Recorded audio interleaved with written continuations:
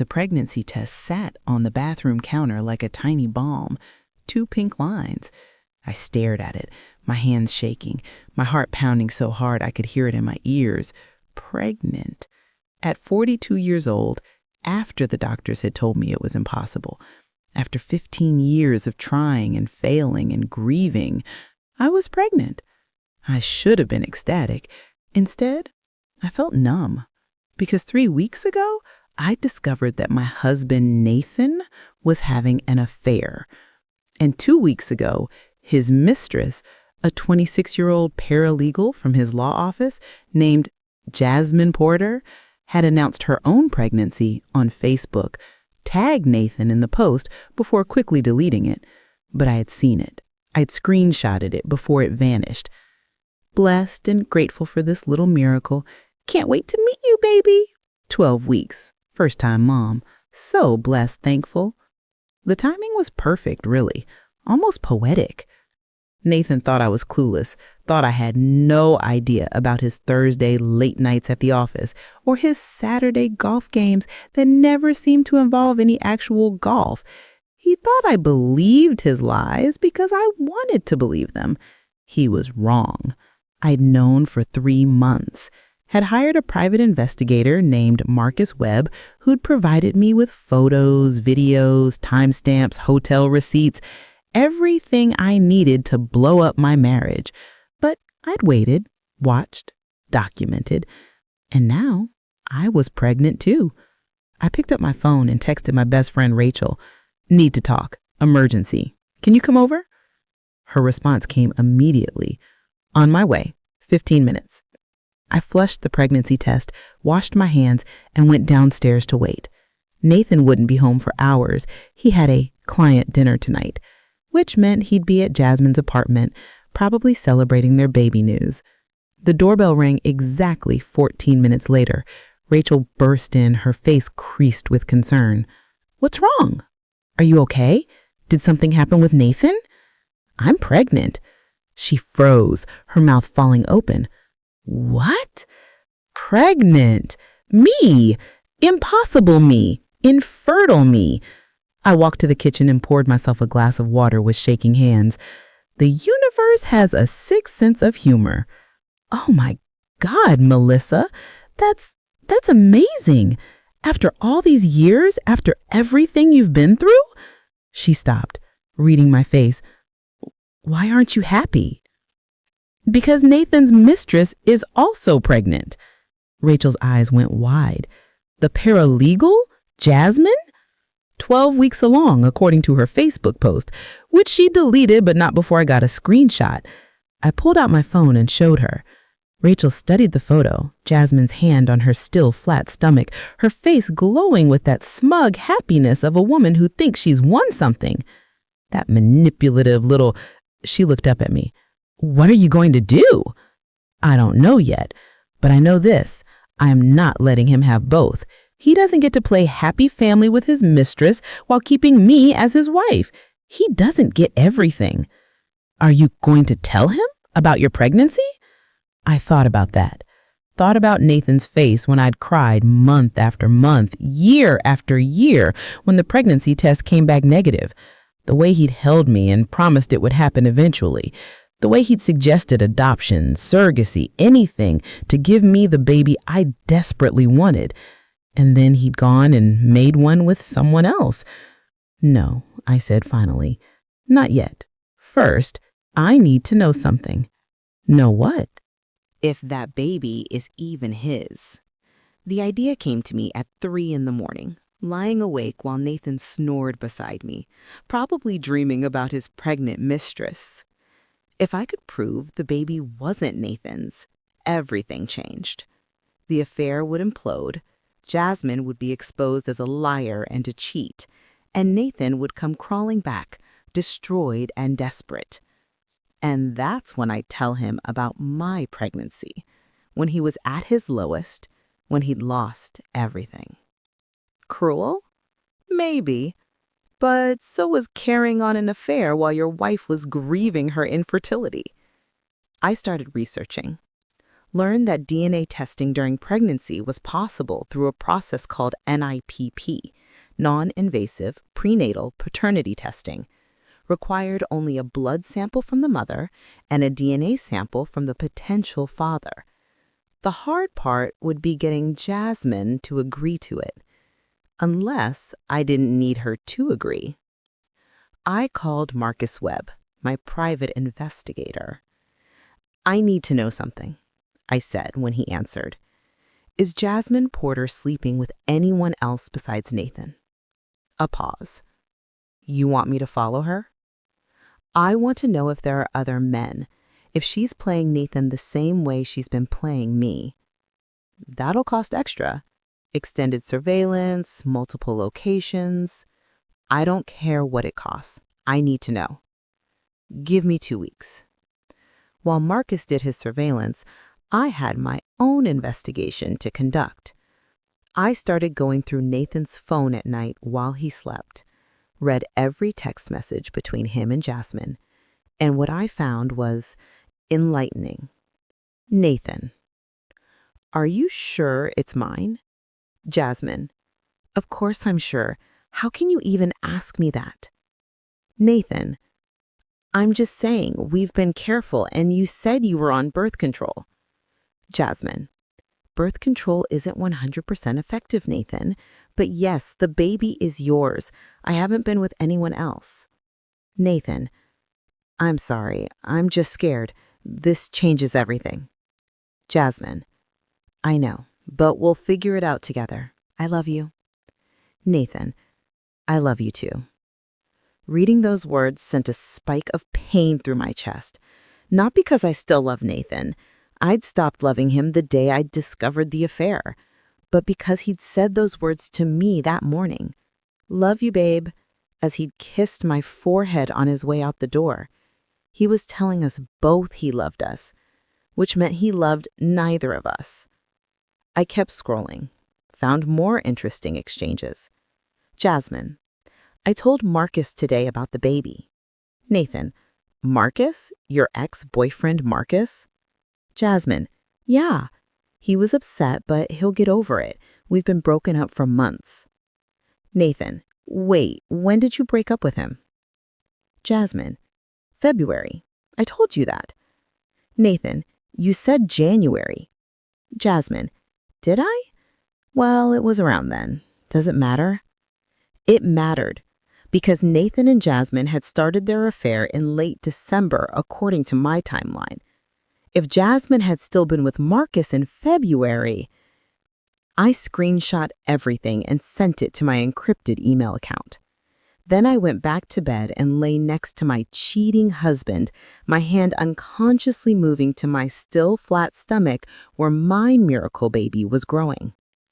Our baby would be born into a very different world than the one Nathan was imagining. 2 weeks later, Marcus Webb called me. "You were right. She's playing him."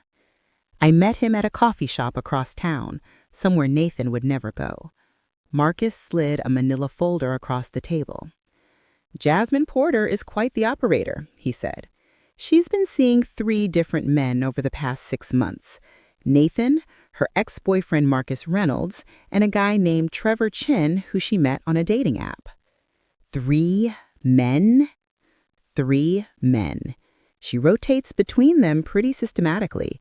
Mondays and Thursdays with Nathan, that's when he tells you he's working late.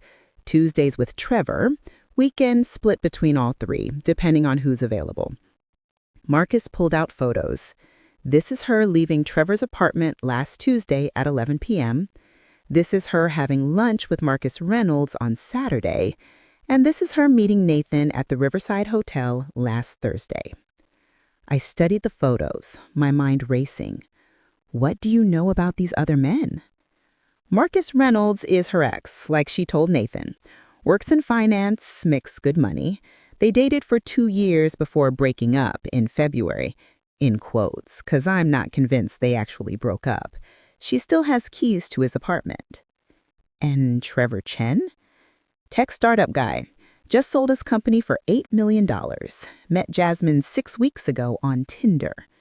Marcus pulled out more photos. She's been moving fast with him, already talking about moving in together. Jesus. There's more. Marcus handed me another set of photos. Jasmine's been to a fertility clinic 3 times in the past month. My stomach dropped. She's having trouble getting pregnant? Or she was. These appointments were before the pregnancy announcement. He showed me time-stamped photos of Jasmine entering and leaving the Riverside Fertility Center. Could be nothing, or could be she was trying to get pregnant deliberately. To trap one of them?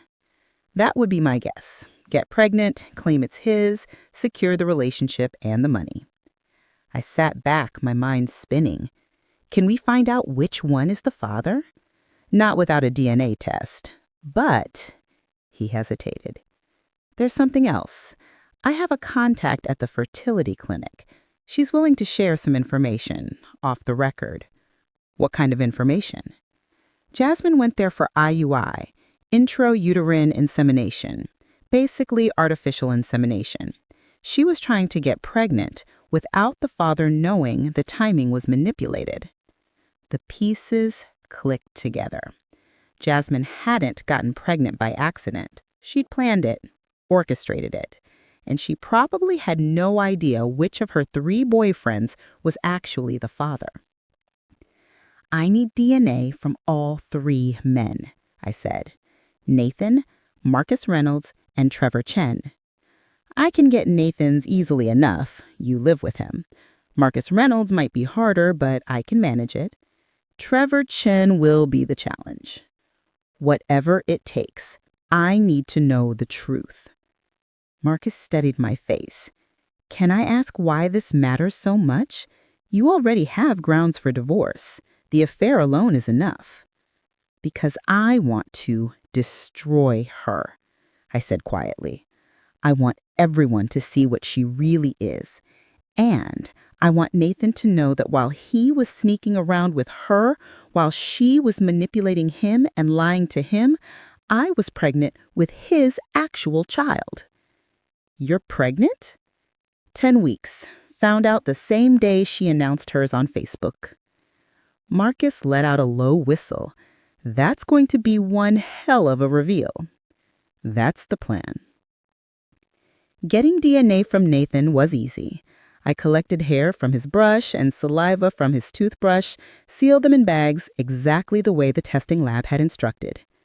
Marcus Webb handled getting samples from Marcus Reynolds and Trevor Chen.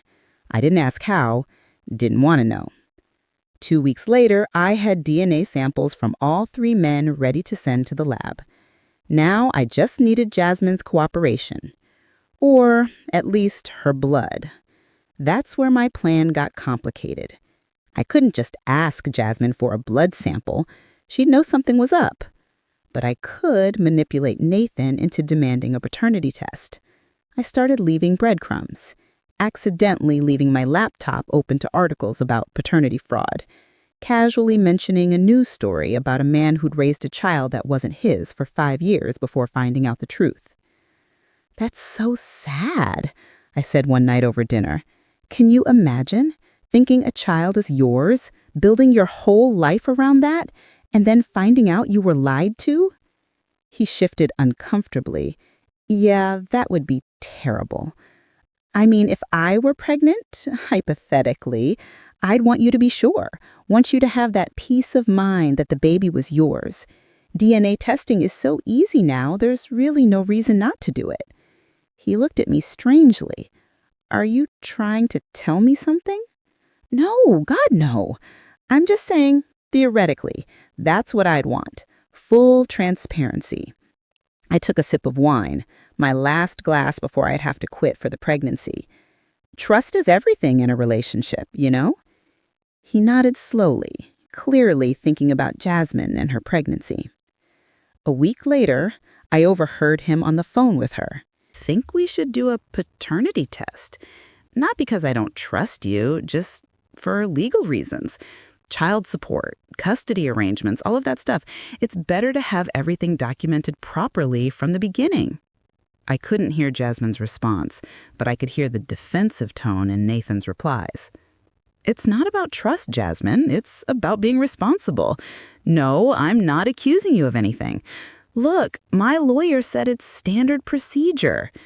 Okay, fine. We'll talk about it later. He hung up, frustrated. I appeared in the doorway as if I'd just walked in. Everything okay? Yeah, fine. Just work stuff. Liar. Another week passed. I hit 12 weeks pregnant, the same milestone Jasmine had announced on Facebook. My body was changing in small ways. Tender breasts, mild nausea in the mornings, a tiredness that went bone deep. But I didn't tell Nathan. Not yet. Marcus Webb called with an update. She's refusing the paternity test. Nathan's been pushing for it, but she keeps making excuses. Says it's too risky for the baby, that he's being paranoid, that she can't believe he doesn't trust her. Can we force her to take one? Not unless Nathan lawyers up and demands it through the courts, which he might not do. He's still emotionally invested in this relationship. He doesn't want to blow it up. I thought about that. What if we gave her a different reason to take the test? Something that didn't come from Nathan. Like what? I don't know yet. Let me think. The solution came to me 2 days later while I was researching pregnancy complications online. Genetic testing. Pregnant women routinely got genetic screening tests to check for chromosomal abnormalities. Down syndrome, trisomy 18, that kind of thing. The tests required maternal blood samples, and those same blood samples could be used for paternity testing. I called Marcus. Can your lab contact pose as someone from a genetic testing company? Maybe. What are you thinking? Jasmine gets a call from a genetic counselor offering free screening tests. New program, cutting-edge technology, completely non-invasive. All she has to do is come in for a blood draw. And while they're drawing blood for genetic testing, they're also collecting what we need for paternity testing. She'll never know. Marcus was quiet for a moment. That's actually brilliant and possibly illegal. Is it illegal if she consents to the blood draw? Legally gray area. She's consenting to one thing, but the blood is being used for something else. He paused. But I know someone who might be willing to help. Let me make some calls. It took 3 weeks to set up. During that time, I watched Nathan spiral. He was stressed, distracted, snapping at me over minor things. His affair with Jasmine was fracturing under the weight of the pregnancy and his demands for a paternity test.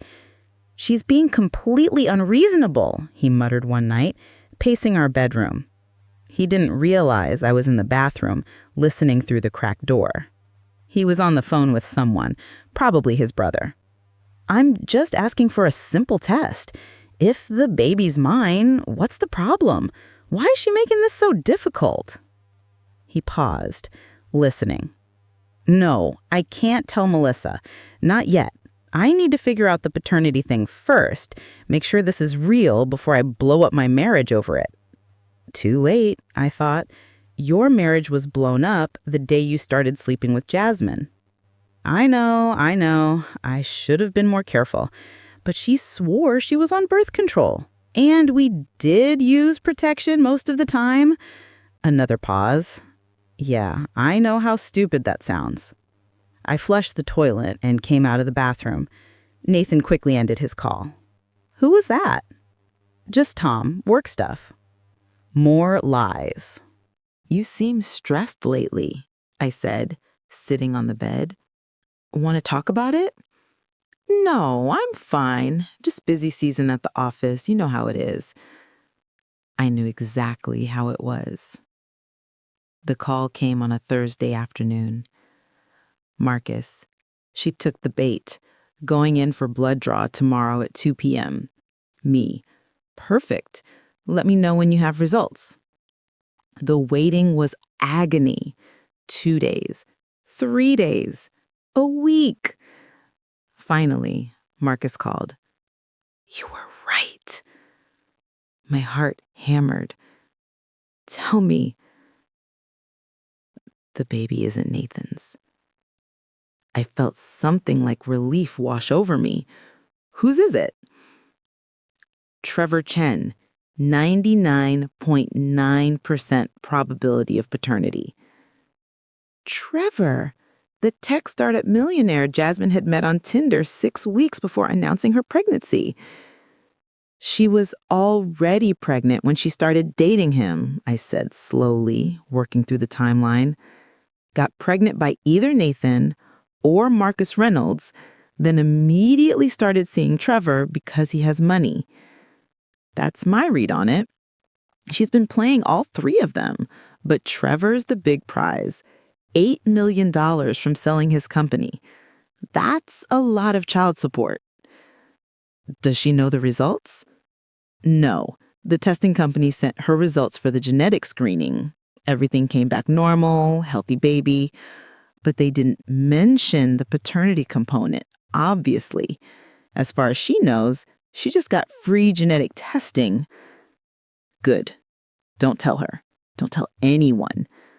My mind was racing. I need to think about how to use this. Melissa, what are you planning? Justice, I said simply. That night, I couldn't sleep. I lay awake, one hand on my growing belly, thinking about the bomb I now held. Jasmine's baby wasn't Nathan's. Nathan didn't know. Trevor didn't know he was the real father. And I was pregnant with Nathan's actual child. The child he'd wanted for 15 years. The child he cried over when we'd gotten negative pregnancy tests month after month after month. In the morning, I made a decision. I called Nathan's office. Brennan and Associates, how may I direct your call? Is Jasmine Porter available? May I ask who's calling? This is Melissa Brennan, Nathan's wife. A sharp intake of breath. One moment, please. 30 seconds later, Jasmine's voice came on the line. Cautious, wary. Hello? Hi, Jasmine. I think it's time we talked. Silence. I know about the affair.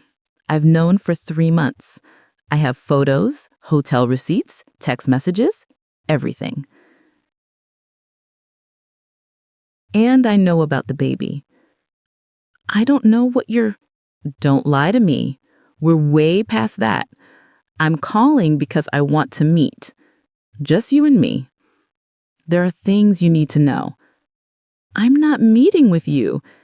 You will if you want Nathan to keep believing that baby is his. Another silence. Longer this time.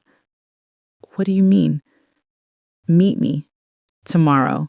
Riverside Cafe at 3 p.m. Come alone. I hung up before she could respond. My hands were shaking, but I felt oddly calm. The plan was in motion now. No turning back. Jasmine showed up 20 minutes late, probably trying to establish some kind of power dynamic. She slid into the booth across from me, her belly now showing a small bump under her fitted dress. She was pretty, I noticed distantly.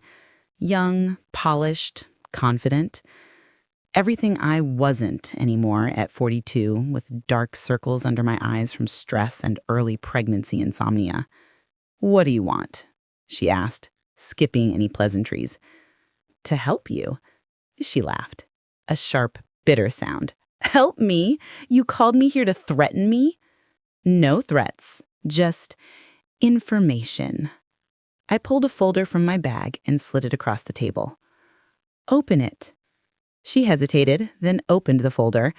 Inside were the DNA test results. Her eyes scanned the page, confusion crossing her face. "What is this?" "Paternity test results. For your baby." Her face went white. "How did you—" "Doesn't matter how. What matters is the results." I tapped the paper. Trevor Chen is the father, not Nathan. That's impossible. I haven't. She stopped, realizing she was about to admit to sleeping with multiple men. You have. Trevor, Nathan, and Marcus Reynolds. You've been juggling all three for months. But the baby is Trevor's. I leaned forward. Does Nathan know about Trevor? She shook her head mutely. Does Trevor know he's the father? Another head shake. Here's what's going to happen, I said calmly. You're going to tell Nathan the truth, that you've been seeing other people, that the baby isn't his. You're going to end the affair cleanly, with honesty for once in your manipulative life. And if I don't, then I will. I'll send these results to Nathan, to Trevor, to Marcus, and to every partner at Brennan and Associates. I'll make sure everyone knows what you've been doing. Your career will be over, your relationship with Trevor will implode, and you'll be a single mother with no job and no prospects. Her jaw tightened. You're blackmailing me. I'm giving you a choice. Tell the truth yourself, with some dignity, or have it exposed for you. Why do you even care? You should be happy. Nathan will come back to you once he knows the baby isn't his. That's where you're wrong. I smiled. Not a nice smile. I don't want him back. Jasmine left the cafe looking shell-shocked. I sat there for another 30 minutes, drinking decaf coffee and feeling something like satisfaction. Now, I just had to wait. It took 3 days. I was in the kitchen making dinner when Nathan came home early. His face was pale, his eyes red-rimmed. We need to talk, he said. Okay. I turned off the stove and sat down at the kitchen table. What's wrong? Jasmine and we're done. And she ended it. I arranged my face into surprise. What? Why?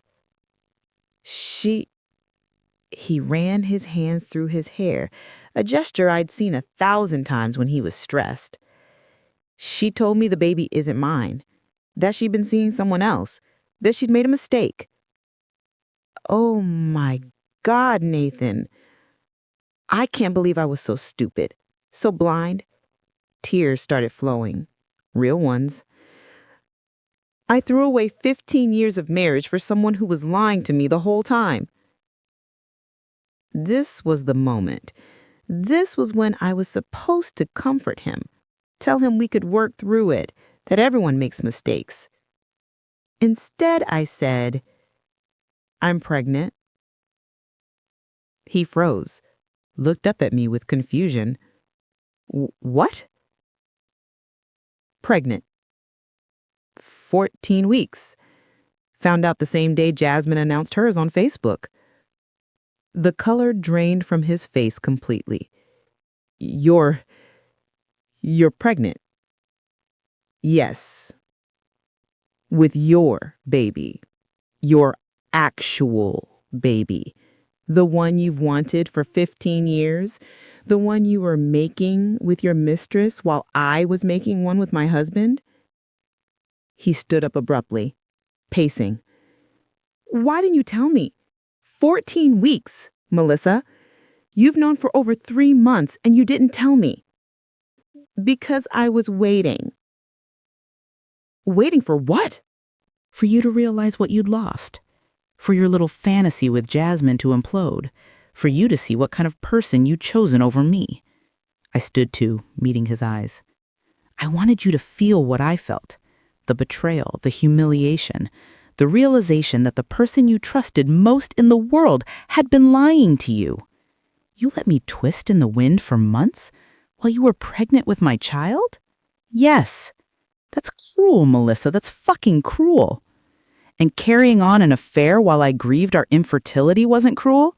Sleeping with someone else while I was getting hormone shots and invasive procedures trying to give you a baby?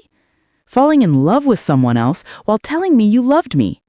My voice was rising now. 14 weeks of suppressed rage finally breaking free. You don't get to talk to me about cruelty, Nathan. You don't get that right anymore. He sank back into his chair, his head in his hands. I'm filing for divorce, I continued. My lawyer has already drawn up the papers. You'll be served next week. Wait, Melissa, please. I know I fucked up. I know I don't deserve forgiveness, but we're having a baby. Our baby. The one we've been trying for all these years. We can work through this. Go to counseling. Start over. No. Please, I'm begging you. I'll do anything. Quit my job so I'm not near Jasmine. Move to a different city. Whatever you need. I looked at this man I'd been married to for 15 years, this man who'd held me while I cried over negative pregnancy tests, who'd researched adoption agencies with me, who'd promised me we'd have a family someday. Somehow, this man who'd thrown it all away for a 26-year-old who'd been playing him the entire time.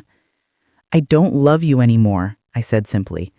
Maybe I stopped loving you the day I found out about the affair. Maybe it was before that and I just didn't want to admit it. But either way, it's gone. What we had, it's dead. But the baby will have two parents who co-parent civilly. That's the best I can offer you. Joint custody, reasonable visitation, all of it done through lawyers so we don't have to see each other more than necessary. You'd raise our child in a broken home after everything we went through to have this baby? You broke our home, Nathan, not me. I'm just refusing to live in the rubble. The divorce proceedings were brutal. Nathan fought me on everything. Custody, assets, the timeline of separation. His lawyer argued that I'd been vindictive and manipulative, withholding knowledge of the pregnancy as a punishment. My lawyer countered that Nathan had forfeited any right to sympathy when he carried on a 6-month affair while his wife was undergoing fertility treatments. The judge, a woman in her 60s with steel gray hair and no patience for nonsense, sided with me on most counts. I got the house, primary custody of the baby once born, 60% of our joint assets. Nathan got generous visitation rights and a requirement to pay child support. During one particularly contentious hearing, Nathan's lawyer brought up the DNA test. Mrs. Brennan, obtained confidential medical information through fraudulent means, argued she manipulated Miss Porter into providing a blood sample under false pretenses, then used that information to blackmail her client's mistress. My lawyer stood. Mrs. Brennan used legal investigative methods to uncover the truth about a child her husband believed was his. She did not obtain medical records through any illegal channels. The DNA test in question was conducted by a private laboratory with samples obtained through lawful means. The judge looked skeptical. Mrs. Brennan, how exactly did you obtain DNA samples for this paternity test? I met her eyes steadily. I hired a private investigator who informed me that Miss Porter was seeing multiple men simultaneously while claiming my husband was the father of her child. I wanted to verify the truth before my husband potentially destroyed our marriage over a child that wasn't his. The DNA collection and testing were conducted by a licensed laboratory following all applicable regulations. And Miss Porter consented to the blood draw? She consented to genetic screening for chromosomal abnormalities. The lab informed me they had excess sample available that could be used for additional testing with appropriate paternal samples. It wasn't quite a lie, but it wasn't quite the truth either. The judge made a note. I'll allow the test results to stand. Moving on. Nathan's face was stricken. He'd just learned in open court exactly how calculated my revenge had been. My daughter was born on a rainy Tuesday in October. Amelia Grace, 7 pounds, 3 ounces. Perfect. Nathan was there for the birth. I had agreed to let him be in the delivery room because whatever else he'd done, he was still her father. He cried when they placed her in his arms for the first time. She's perfect, he whispered. Melissa, she's perfect. I know. Thank you for letting me be here, for not taking this away from me. I'm not a monster, Nathan. I never wanted to hurt you. I just wanted you to face consequences for hurting me. He looked down at Amelia, her tiny face scrunched up as she yawned. I'm so sorry for all of it. You deserved better. Yes, I did. 3 months after Amelia was born, I ran into Trevor Chen at a coffee shop. He was with a woman, not Jasmine. They were laughing, easy, and comfortable with each other. He saw me and his face registered recognition. We'd never met in person, but he'd seen photos of me during the divorce proceedings when the whole sordid story had come out. "Melissa Chen," he said, approaching my table. "I wanted to thank you." "Thank me?" "For the DNA test, for the truth." He glanced back at the woman he was with. "Jasmine was lying to me about everything. When you exposed her, it probably saved me from making the biggest mistake of my life." "You're welcome, I guess. How's the baby?" "My son is great, Jackson. He's 6 months old now." Trevor pulled out his phone and showed me a photo. A chubby baby with Trevor's eyes. "Jasmine and I aren't together, obviously, but we're co-parenting okay. I have him every weekend and 2 weekdays." "That's good. Kids need their fathers." "They do." He gestured to my stroller where Amelia was sleeping. "Is this your daughter?" "Yes, Amelia." "She's beautiful. Congratulations."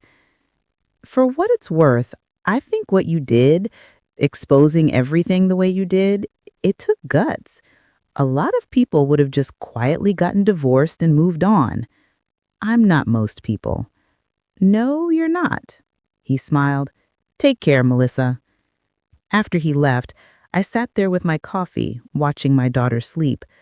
I'd gotten my revenge, exposed the affair, destroyed Jasmine's scheme, divorced Nathan, got the baby I'd always wanted.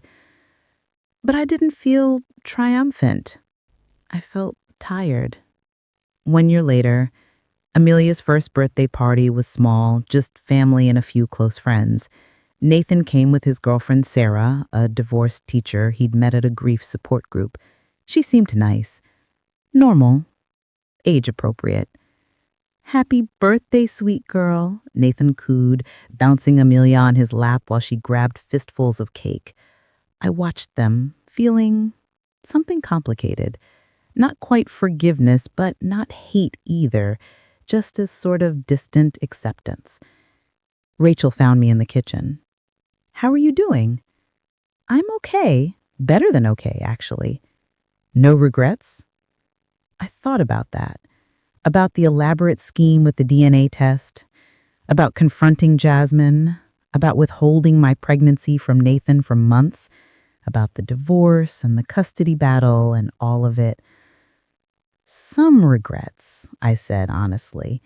"I wish I'd handled some things differently, been less cruel maybe, but I don't regret protecting myself or my daughter." "You did what you had to do." "Did I? Or did I just do what felt satisfying in the moment?" Rachel was quiet. "Then, does it matter? You survived. You have Amelia. You're building a life. That's what counts." Daniel and I got married in a small ceremony in his backyard. Amelia was flower girl. His twin boys were ring bearers. Nathan and Sarah came because we'd reached that level of amicable co-parenting where we could celebrate each other's happiness. Even Jasmine sent a card. Not that I'd invited her, but she'd heard through Nathan. The card said simply, "Wishing you all the happiness you deserve." I didn't throw it away. At the reception, Nathan pulled me aside. "You look happy," he said. "I am." "Good. You deserve it." He paused. "I know I said this before, but I'm sorry. For all of it. For the affair, for the lies, for making you feel like you had to become someone you weren't in order to survive. I forgive you," I said. And this time I meant it completely. We were both different people back then. We've both grown. We have. He smiled. "Daniel's a good guy." He is. "And Sarah's good for you." She is. We stood there, two people who'd once promised forever to each other, now building separate lives. It should have been sad, but it wasn't. It just felt right. "Thank you," Nathan said suddenly. "For what?" "For Amelia. For fighting for the truth even when it was ugly. For not letting me live in a lie." He looked toward where our daughter was dancing with Daniel's sons. "If you hadn't exposed Jasmine's pregnancy, I would have left you for a child that wasn't even mine. I would have destroyed our marriage for nothing. In a weird way, you saved me from making an even bigger mistake. I'd never thought about it that way. You're welcome, I guess. 10 years after the DNA test, Amelia was 11, asking questions about relationships and trust and how people know when love is real. Mom, how did you know Daddy wasn't the right person? We were making cookies, one of our traditions. Just us, no Daniel or stepbrothers. Our time. I knew when he broke my trust, and I realized I couldn't get it back. But you loved him, right? Very much. But sometimes love isn't enough. You also need respect, honesty, loyalty. Did he love you? I think he did, in his way, but he loved himself more. He loved what he wanted more than he loved what we had. That's not the same as real love. How do you know Daniel's love is real? I thought about that. About Daniel, who'd been by my side through Amelia's appendicitis scare, who'd held me when I cried on the anniversary of my mother's death, who'd learned to braid Amelia's hair because she'd asked him to, who showed up consistently, without drama or conditions, because he chose me every day, not just the easy days, the hard days too. That's how you know. I hope I find that someday. You will, and you'll know to walk away from anything less. I've taught you that. The call came on a Tuesday. Melissa? It's Trevor Chen. I don't know if you remember me. I remember. Is everything okay? It's Jackson. He's sick. Leukemia. Trevor's voice cracked. He needs a bone marrow transplant, and I'm not a match. I tested Jasmine. She's not a match either. We need to test extended family, half siblings. My heart dropped. You want to test Amelia? I know it's a lot to ask. I know our connection is complicated and messy and... Of course we'll test her. Send me the information. Amelia was 16 now, old enough to understand what this meant. When I told her, her response was immediate. Yes, absolutely yes. He's technically my... What would he be? Not related by blood, but connected by history, I guess. Then yes, if I can help, I want to help. The testing took a week. The results came back. Amelia was a match. Not perfect, but close enough. Are you sure about this, honey? I asked her. It's a big procedure. There are risks. Mom, a kid might die. I can handle some discomfort. She looked at me with those eyes that were so much like Nathan's. You taught me to stand up for what's right. This is right. The transplant was scheduled for 3 months later. In the meantime, I met with Trevor and Jasmine several times to coordinate everything. Jasmine looked older now, worn down by worry and fear. Trevor looked exhausted. I can't thank you enough, Jasmine said, her voice thick with unshed tears. After everything I did to you, everything I put you through, and you're still... This isn't about you and me, I said gently. This is about a kid who's sick and needs help. Still, thank you. The day of the transplant, I sat in the waiting room while they harvested bone marrow from my daughter's hip. Nathan was there too. Amelia had wanted both her parents present.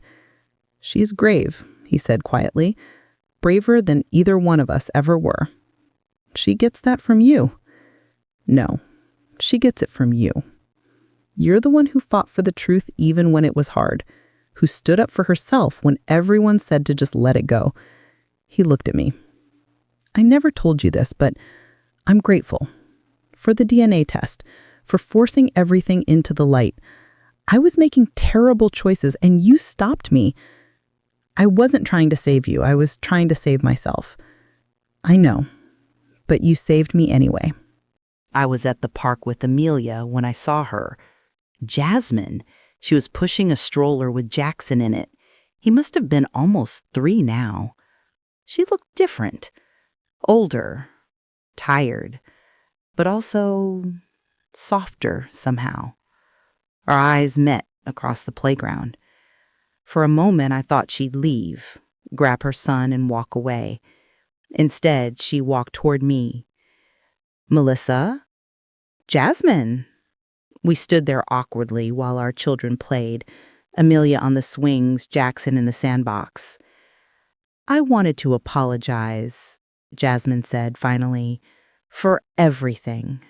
The affair, the lies, all of it. It's been 3 years. I know, but I needed time to grow up, I guess, to realize how badly I'd messed up. She watched Jackson dig in the sand. Being a single mom is hard, humbling. It's made me think a lot about the choices I made. Are you with Trevor? No. We tried for a while, but it didn't work. Too much resentment, too many lies to overcome. We co-parent Jackson, but that's it. She looked at me. I heard you and Nathan divorced. We did. I'm sorry. I know that's my fault. It's Nathan's fault, too. Takes 2 people to have an affair. Still, I knew he was married. I knew what I was doing. She paused. For what it's worth, I'm glad the DNA test revealed the truth. I would have spent years lying to Nathan, lying to Trevor, lying to myself. What you did, exposing everything, it was painful, but it was also probably the only thing that could have broken through my denial. I didn't know what to say to that. I should go, Jasmine said, but I wanted you to know I'm sorry, and thank you for forcing me to face reality. She gathered up Jackson and left. I watched her go, this woman who'd once been the villain in my story, now just another single mother trying to do her best. Rachel called that evening. How was the park? I ran into Jasmine. No way. What happened? She apologized. Did you accept? I thought about that. I don't know. Maybe. It's complicated. Everything with you is complicated, Mel. She wasn't wrong. 3 years after the DNA test, Nathan got married to Sarah in a small ceremony at a beach in California. He sent me photos, not to hurt me, but because we'd reached that place where we could share our lives without malice. I was genuinely happy for him. He looked lighter in the photos, younger. Like he'd been carrying weight he'd finally put down. Congratulations, I texted him. She seems wonderful. She is. Thank you. How's the honeymoon? Perfect. How's Amelia? Currently teaching herself to ride a bike. And by teaching herself, I mean crashing repeatedly while refusing help. Sounds like her mother. I smiled at that. He wasn't wrong. I was at a women's empowerment conference, something Rachel had dragged me to, when a woman approached me during the break. Are you Melissa Brennan, the one with the DNA test story? I blinked. How do you know about that? It's become kind of legendary in divorce support groups. The woman who proved her husband's mistress was lying about paternity. She lowered her voice. I'm in a similar situation. My husband's girlfriend claims she's pregnant with his baby, but I don't believe her. Can you tell me how you did it? How you got the DNA test without her knowing? And there it was. My story had become a blueprint for other women. I sat down with her, bought her a coffee, and told her everything. The surveillance, the legal gray areas, the moral complications. But here's what I didn't understand back then. Revenge doesn't fix anything. It doesn't make the hurt go away. It just gives you something to focus on other than the pain. So you regret it? I regret some of the methods. I regret causing pain to people who didn't deserve it. Nathan's family, Jasmine's son, even Trevor Chen, who was being lied to just like I was. I paused.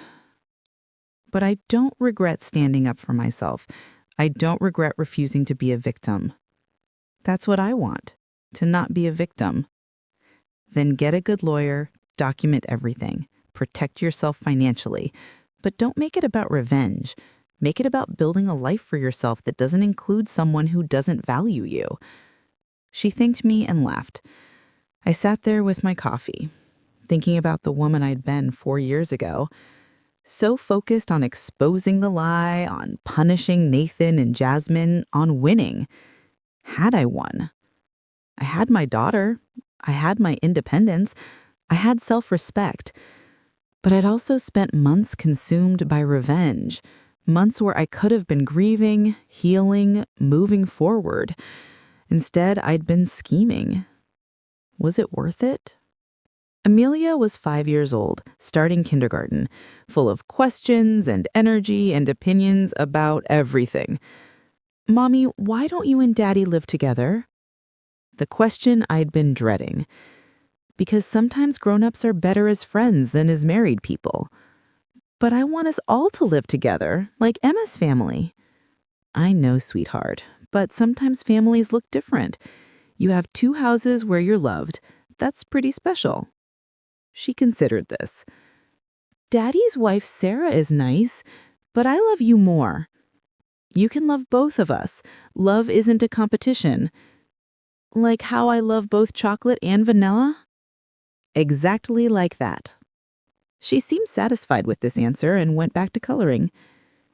That night, after she was asleep, I pulled out the folder I'd kept from the DNA test, the results showing Trevor Chen with Jackson's father, the photos of Jasmine with 3 different men, the hotel receipt and text messages, evidence of Nathan's betrayal, evidence of my revenge. I'd kept it all, like a trophy or a reminder, or maybe just proof that it had really happened. But looking at it now, 5 years later, it just felt heavy. I took the folder to the fireplace and lit it on fire. Watched the papers curl and blacken and turn to ash. "What are you burning?" Rachel asked. She'd stopped by for wine and gossip, our weekly ritual. The past. "Good for you." We sat in comfortable silence, watching the flames. "Do you ever wonder what would have happened if you'd handled it differently? If you just divorced Nathan quietly without the DNA test drama?" "All the time. And I think I would have always wondered, always questioned, always felt like the truth was hidden." I sipped my wine. The DNA test forced everything into the light, for better or worse. "For better," Rachel said firmly.